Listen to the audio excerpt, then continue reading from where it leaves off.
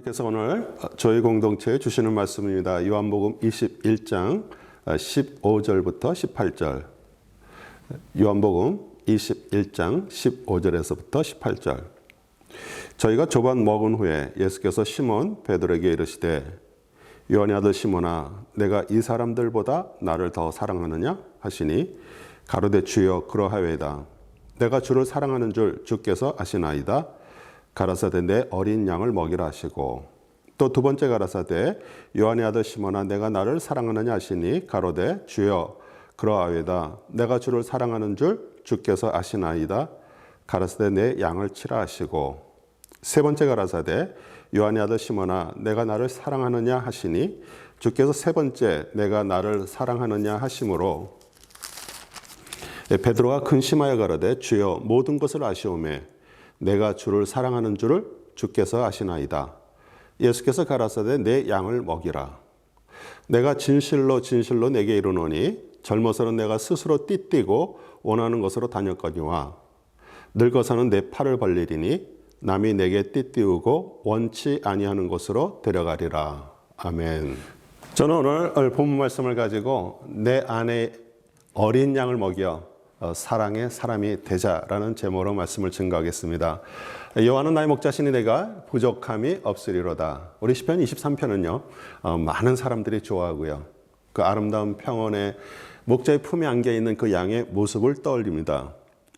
보통 양을 온순하고 깨끗한 털을 갖고요 우리 목자의 그 인도에 순순히 따르는 짐승으로 생각하고 있지만 우리 팔레스타인 지방에서 가장 심한 욕이 양 같은 놈이라고 말하는 것을 보면 우리가 생각하는 그 양과 우리 실제 양이 많이 다른 것을 알 수 있습니다. 양은 아주 고집이 셉니다. 그리고 시력이 나빠서 그 눈앞에 보이는 것을 움직이면 그냥 무조건 따라갑니다. 또 다리가 짧아서 잘 넘어지는데요. 또 넘어지면 혼자 일어나지 못합니다. 그 양털이 자라면 배에 오물이 묻어 지저분하고 더럽습니다. 또 우리 살찐 양들은 그 파리한 양들을 무리 밖으로 밀쳐내거나 또 병든 양을 뿔로 받아 무리 밖으로 이렇게 내쫓습니다. 그 양은 온순한 것 같지만 실은 상당히 이기적인 동물입니다. 우리 성경은 그 하나님의 자녀들을 양으로 여러 곳에서 말씀으로 표현했습니다. 우리 이사야 선지자는 53장 6절에 여러분과 저를 정말 이렇게 표현했는데요. 우리는 다 양 같아서 그릇 행하여 각기 제 길로 갔거늘 여호와께서는 우리 모두의 죄악을 그에게 담당시키셨도다.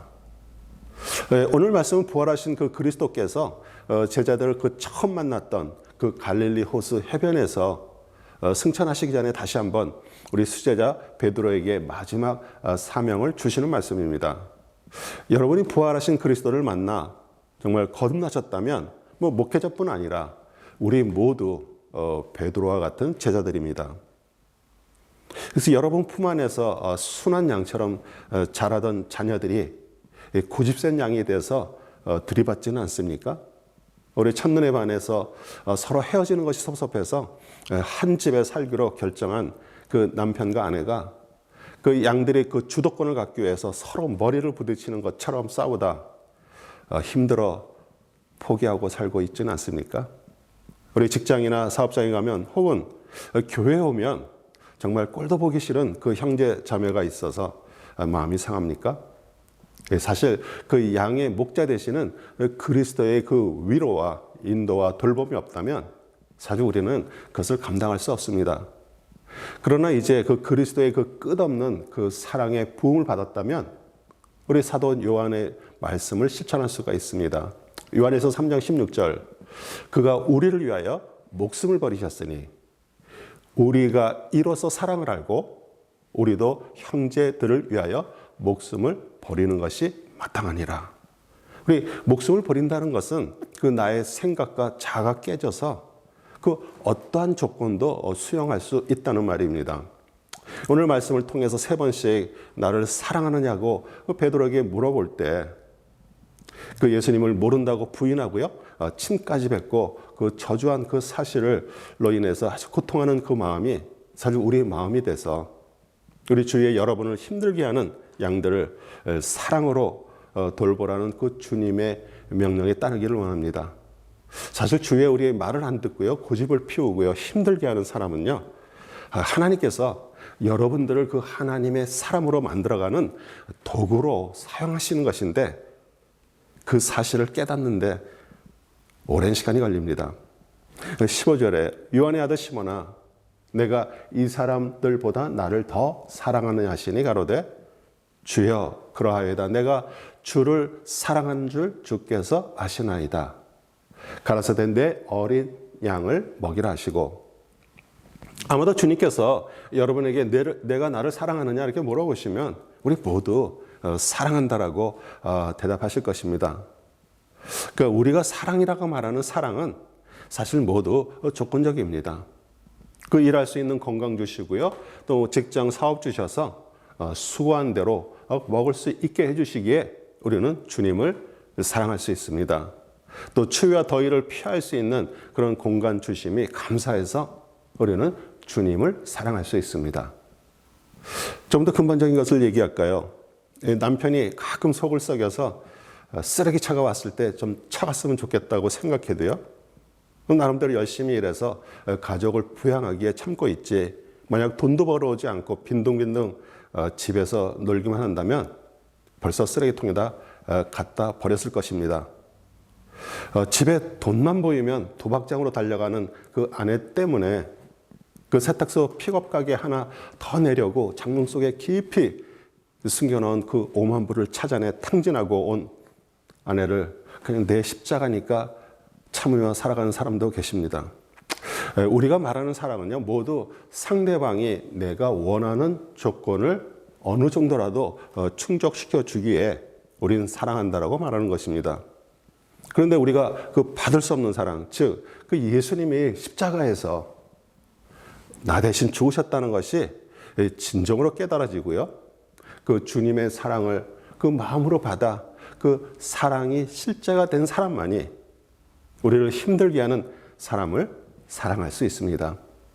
이제 부활하신 그리스도는요, 하나님께서 말씀하시는 그 생명을 주실 수 있는 권한을 받으셨습니다. 그 생명이 사랑이고요, 그 주님의 부활인 내 부활이 된 사람만이 진정한 사랑을 할 수 있고요, 또 그 사랑을 받은 자들에게 주님은 말씀하십니다. 내 어린 양을 먹이라. 양이 어리다는 말은요, 듣기는 들어도요 깨닫지 못하고요, 보기는 보아도 보지 못하는 자들을 말합니다. 그리고 마태복음 13장 14절에 이사야의 예언이 그들에게 이루어졌으니 일렀으되 너희가 듣기는 들어도 깨닫지 못할 것이요 보기는 보아도 알지 못하리라. 그 영적인 것을 정말 듣지도 못하고요, 보지도 못해도 우리는 입을 통해 먹을 수는 있습니다. 동물도 자기에게 먹이를 주는 사람을 잘 따르는 것처럼 사실 먹는 것만큼 중요한 게 없죠. 우리 먹지 않으면 죽기 때문이에요. 그래서 먹는 것은 그 육신의 양식뿐 아니라 우리 생명의 양식, 말씀을 먹는 것도 말하고요. 우리 신앙이 어릴 때는 또 목회자가 잘 씹어서 준 것을 받아서 먹지만 사실 그것은 진정한 양식이 되지 않습니다. 스스로 그 성경의 저자이신 성령님을 통해서 말씀을 읽을 때 깨달음도 임하고요, 능력도 임하게 됩니다. 뭐 성경 읽기 백독하면 사람이 변할까요? 사람이 변하는 것은요, 한 말씀이라도 삶에 실천하고 살 때 변하게 됩니다. 그런데 왜 그 성경 말씀대로 실천해서 살지 않을까요? 항상 중요한 말씀은 겹쳐서 나옵니다. 에스겔서 3장 3절에 내게 이르시되 인자야 내가 네게 주는 이 두루마리를 내 배에 넣으며 내 창자에 채우라 하시기에 내가 먹으니 그것이 내 입에서 달기가 꿀 같더라. 우리 요한계시록 10장 9절입니다. 내가 천사에게 나아가 작은 두루마리를 달라 한즉 천사가 이르되 갖다 먹어버리라. 내 배에서는 쓰나 내 입에는 꿀같이 달리라 하거늘. 우리 은혜 받은 성도는요, 말씀이 꿀같이 달다고 말합니다. 하지만 그 주신 말씀을 삶에 실천하는 것은 그냥 보통 힘이 드는 것이 아니라 정말 쓰고 씁니다. 우리 요한계시록 10장 10절도요. 내가 천사의 손에서 작은 두루마리를 갖다 먹어버리니 내 입에는 꿀같이 다나 먹은 후에 내 배에서는 쓰게 달아. 우리 자신도 먹지 못해서 허덕이면서 남을 먹일 수 없는 것처럼 스스로 말씀을 먹고 마셔야 여러분 안에 그 신앙으로 자라지 못한 양이 자라게 되고요.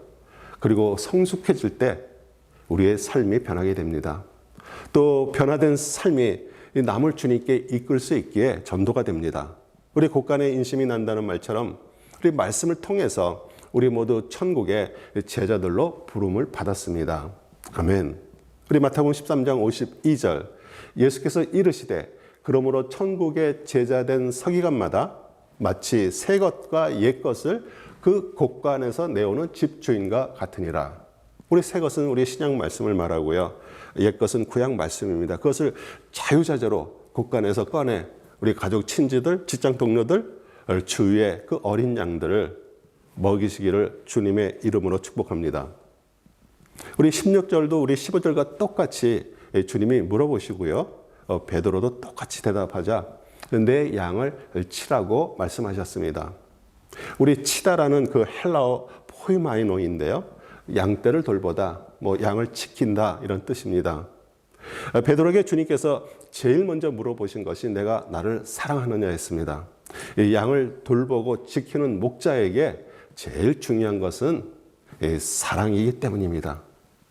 우리 사건 목자처럼요, 사랑이 없어도 양을 먹일 수 있지만요, 정말 호시탐탐 양을 잡아먹으려는 그 야수로부터 그 양을 보호하기 위해서 그 양을 사랑하는 마음을 받아야 합니다. 요한복음 10장 10절 도둑이 오는 것은 도둑질하고 죽이고 멸망시키려는 것뿐이요 내가 온 것은 양으로 생명을 얻게 하고 더 풍성히 얻게 하려는 것이라. 아멘. 우리 예수님은요 선한 목자로 오셔서 그 양들에게 생명을 주셨습니다. 요한복음 10장 11절 나는 선한 목자라. 선한 목자는 양들을 위하여 목숨을 버리거니와. 우리 십자가에서 목숨을 버리시고요. 구원이라는 엄청난 사랑을 지불하시고요. 또 부활하심으로 우리에게 생명만 주신 것이 아니라 그 사단의 권세를 깨신 것을 보여주심으로 여러분과 저에게도요. 우리는 사단을 대적하고요. 그리스도를 통해서 승리할 수 있는 그 능력이 임했습니다. 그 능력이 사랑이고요. 우리 사랑 앞에서 우리 사단의 통로가 되는 그런 시기, 질투, 미움, 그 교만이 다 점점 힘을 잃었습니다. 하나님께서 우리에게 맡겨놓으신 그 양을 돌보는 데는요, 그리스도의 사랑 부음 받음 없이는 불가능합니다. 이제 우리 각자 우리 마음에 있는 그 양을 치는 것에 대해 말을 합니다.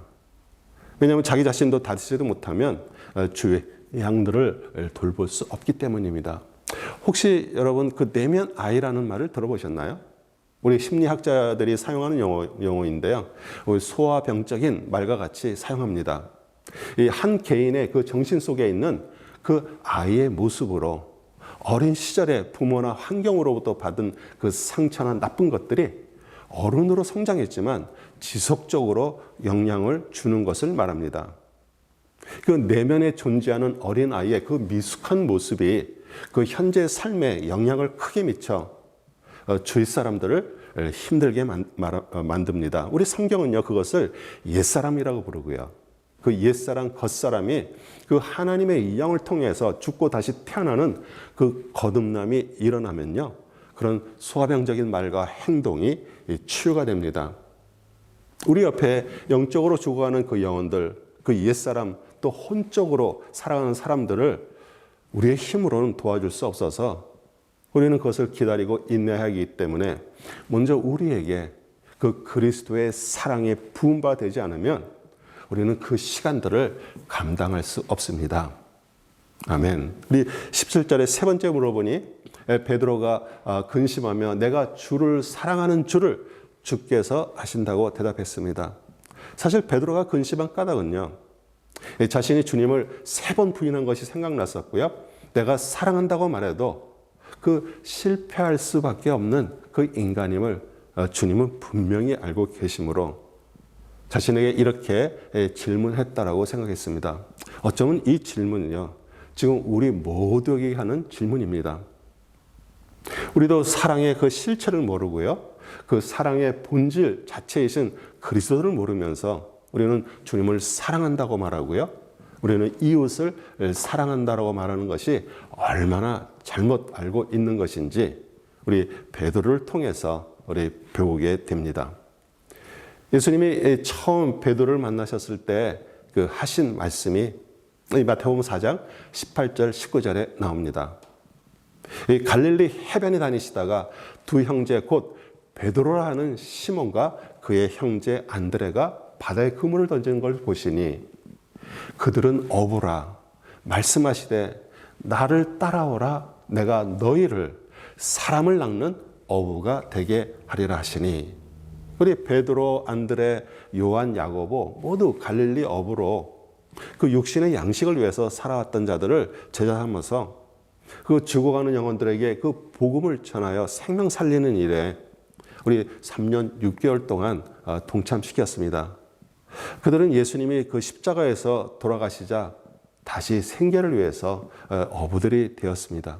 우리 주님께서 주신 그 고귀한 사명을 잠시 망각했지만 우리 주님께서 찾아오셔서 그들에게 기적을 보여주시고 그들에게 다시 사명을 재확인하셨습니다. 밤새 고기가 한 마리도 안 잡힌 것도요, 참 기적이고요. 정말 그물이 찢어질 정도로 많이 잡힌 것도 기적입니다. 오늘 주님은 말씀을 통해서 우리 모두를 그 목회자로 부르신 것이 아니라 우선순위가 무엇인지를 알려주십니다. 우리 낚시를 하신 분들은 경험해 보셨을 줄 압니다. 고기가 잡혀서 배 가판위로 올려지면 살아있게 팔딱팔딱 막 난리를 치죠. 그러나 조금 시간이 지나면 잠잠해지면서 죽어갑니다. 여러분과 저는 세상에서 그 육신의 양식만 구하고요, 그 세상의 원리를 따라 살면서 그 영적으로 죽어가는 영혼들을 주님의 방주로 끌어올려 그리스도를 통해서 진정한 생명으로 살리는 그 임무를 받았습니다. 그러나 제자들을 보면요, 고순절 성령님이 임하시기 전까지 정말 두려움에 떨며 숨어 지낸 것을 보면 사명을 받은 것하고 그것을 실제로 행동하는 것하고 많이 차이가 있는 것을 알 수가 있습니다. 우리 마태복음 16장 26절, 사람이 만일 온 천을 얻고도 제 목숨을 잃으면 무엇이 유익하리요? 사람이 무엇을 주고 제 목숨과 바꾸겠느냐? 주님은 항상 먼저 내 자신의 영혼의 상태를 점검하고 우리 마음 안에 있는 그 양의 영혼을 먼저 먹이라고 말씀하십니다. 그리고 성령님을 통해서 그 하나님과 그 원활한 관계가 될 때 그 주위의 영혼들에게 관심을 가지고 대하라고 말씀하십니다. 우리 마지막 18절은 우리 베드로가 난중에 그 십자가에서 두 팔을 벌리고 죽어서 정말 순교돼서 하나님께 영광을 돌리는 말씀이지만, 우리 그리스도와 같이 팔을 벌리고 모든 것을 받아들이고 가슴에 안을 것을 말씀하십니다. 우리 사랑하는 성도 여러분, 우리 역시 젊어서는 우리 스스로 우리의 힘으로 띠뛰고 살아왔고요, 우리 자신들이 원하는 것을 다니며 그 육신이 원하는 것을 마음대로 하며 살았습니다. 우리 육신으로 젊은 것도 말하지만요, 영적으로 아주 어린 상태, 즉 그 신앙이 성숙하지 않았을 때를 말합니다. 늙어서는 우리 베드로가 나이가 많이 들어 늙어 죽는다는 것이 아니라, 사실 베드로는 주님이 승천하시고 몇 년 후에 로마에서 십자가형을 받고 순교했기에 늙는다는 말은 성숙함을 말하고요.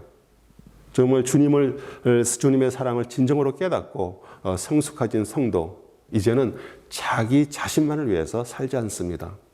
우리 남에게 팔을 벌려 포용하며 가슴으로 안아서 위로를 해주고요, 자신이 원하는 대로 살아가는 삶이 아니라 우리 성령님의 그 인도하시는 대로 살아가게 됩니다. 그것 자체가 복음을 전하는 것이고요, 죽어가는 영혼들을 살리는 일입니다. 저는 지금 우리 교회의 많은 성도님들이 벌써 이 가정에 들어서서 정말 신앙생활과 우리의 삶을 사는 것을 보는 것, 정말 저는 너무 행복합니다. 우리 공부를 해도요, 남을 위해서 하고요, 돈을 벌어도 나를 위해서가 아니라 남을 위해서 벌기를 바랍니다. 모든 것을 바라보고 계시는 하나님께서 그 여러분들의 모든 필요를 넉넉히 채워주실 것을 저는 확신합니다. 우리 갈릴리 호숫가에서 다시 사명을 받은 제자들이처럼 오늘 정말 그 현장에 우리도 있었고요. 그 제자들이 되어서 먼저 우리 안에 있는 그 어린 양이 말씀으로 살찌워지고요. 성숙한 하나님의 사람들이 되기를 소망합니다. 그리고 성령님의 그 사랑 부음이 정말 우리에게 차고 넘쳐서 우리 주위에 영적으로 정말 그 죽음의 길로 가고 있는 사람들과 그 사단의 공격인 것조차도 모르면서 죽어가는 정말 그들을 살리는 일에 동참하는 우리 성도님이 되시기를 우리 주 예수 그리스도의 이름으로 축복합니다. 아멘.